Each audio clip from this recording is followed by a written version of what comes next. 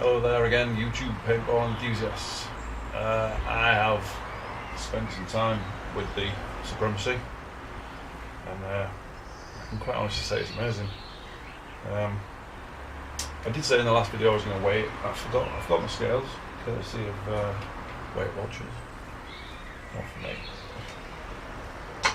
And she weighs in at 621 grams. Now that's not amazingly heavy. It's heavy enough. It's over half a kilo. Then add into that my Tiberius paintball shell. Nice, first strikes. Add into that my adjustable riser.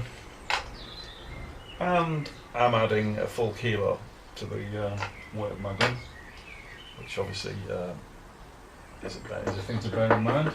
Oh, chocolate, you can chew it.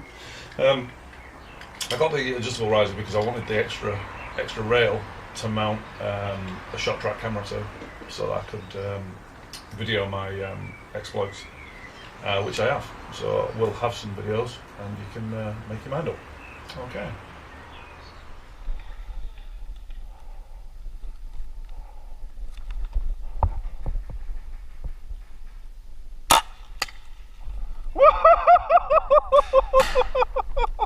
Oh, this is fucking amazing. Yeah. I'm making a pause!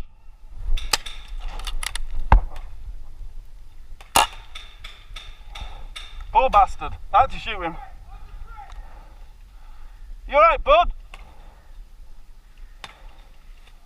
I'm not sure whether that guy in the blue goggles in that building is friendly or enemy. I'd say he's enemy because he's looking at us in a menacing fashion. Top window. Good.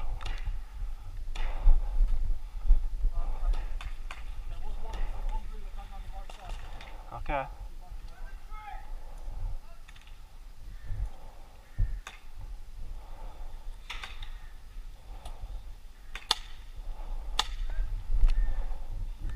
What you got? Ooh.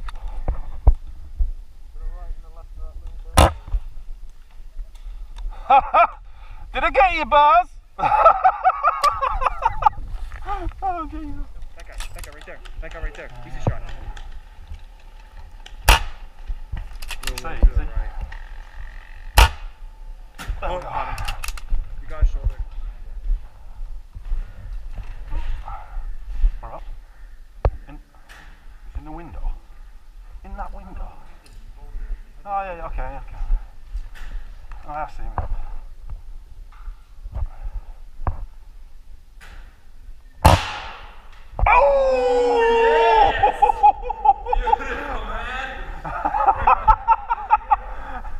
Threaded it through the tree and everything.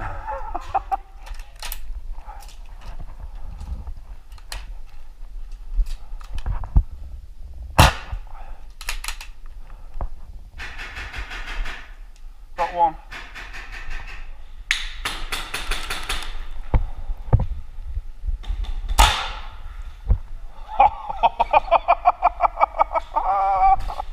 Oh, beautiful.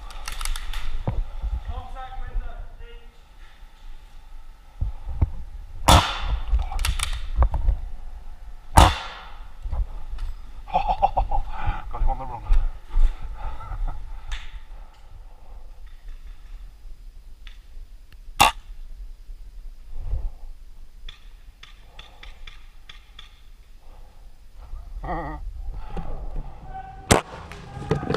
Alex.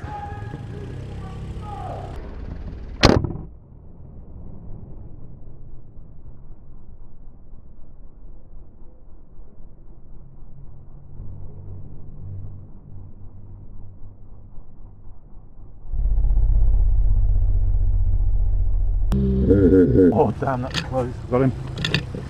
Yeah. Oh, well done.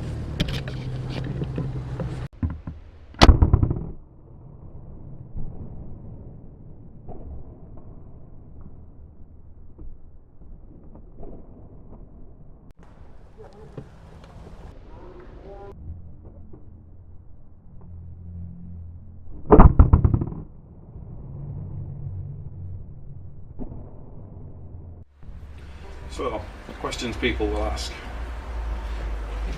Is it worth the money? It's expensive, there's no two ways about it. £260, it's probably more than most people spend on the first paintball gun. But you're not going to buy one of these and put it on your first paintball gun.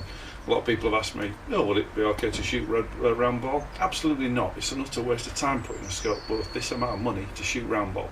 If you're going to shoot round ball, just get a cheap red dot or a moderately expensive red dot. You don't need this for shooting round ball. The major things you do have to do with using this scope: chrono your gun. Your gun must be shooting as close as possible to 280, or obviously if your field allows you at 280. Recently I've been shooting at 270, so I'm getting a slight bit of premature drop. So when you're using the aiming reticles at 60 yards, if you put it for head, you will hit centre torso, but that's good enough. Still hitting them. Negative sides. There aren't really any. The only one negative I have found so far is in direct sunlight. Even with the illumination set on the brightest setting, you won't see it. It will just look black, or at the very best slightly brown or slightly green, depending on whether you've got the red or green selected.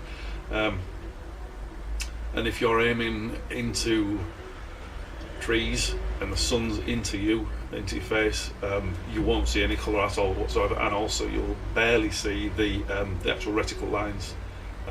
It's just a negative of the fact that the reticle is black. There's nothing they can do about that. That's the way it's going to look. I mean, it could be that my battery might need replacing. I have got some spare batteries, but they're cheap ones I've got from work for nothing.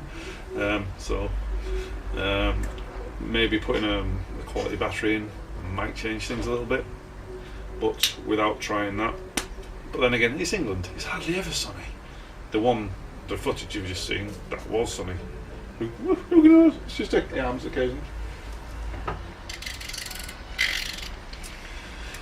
Talking about the Tiberius riser, you don't need a riser as such with that scope. I put this riser on because it's nice and tall. You get 2 inches, I would have said, at least 2 inches of rise out of that. There's no need, while you're using the Supremacy, to actually use the elevation. The only reason I bought this is because I've got a shot track and I need somewhere to mount the shot track, and I've also got a really cheap night vision camera that I can use it as a scope, but it needs about that much elevation to be able to actually get the shooting distance right. So that's the reason why I bought that. And also, I don't own a SAR. I've got a 468 bolt action, and you need a decent sized riser on it to get your head down on the scope while you're wearing your goggles. It's just the way it is. There's no getting around it. You're going to need some form of riser, unless you're using the SAR, because the SAR has a lot lower interface with the air tank. So I see some people still say you need to use a 1-inch riser, or a small riser, or even the HHA optimizers, but that's entirely down to the user. Another slightly negative that I've found with the scope, it's great that it's got the zoom on it. I've found anything more than 3 is overkill. Anything less than 2 is, well, you're just not really getting any zoom at all. The downside with it, when you start zooming in, because of the nature of the way the scope works, it has to compensate with the reticle for the zoom that it's adding, so you lose some of the dots from the bottom of the reticle. So your long range shots, you won't be able to, even if you're talking massively long range. I mean, the thing that goes 40, 60, 70, 100, that's like 4, maybe 4 or 5 of the aiming circles, and I think in total there's 9, maybe. Should have a look, really.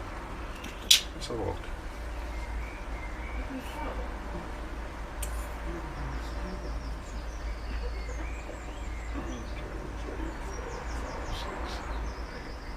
Yeah, there's 10 in total, but the bottom ones, whew, how far are they? That's 140 yards on the bottom. And if you're shooting 140 yards, that is extreme even for first strikes. But give it a go. So, would I buy the scope again? Now I've got one. Yes, I would. Yes, definitely.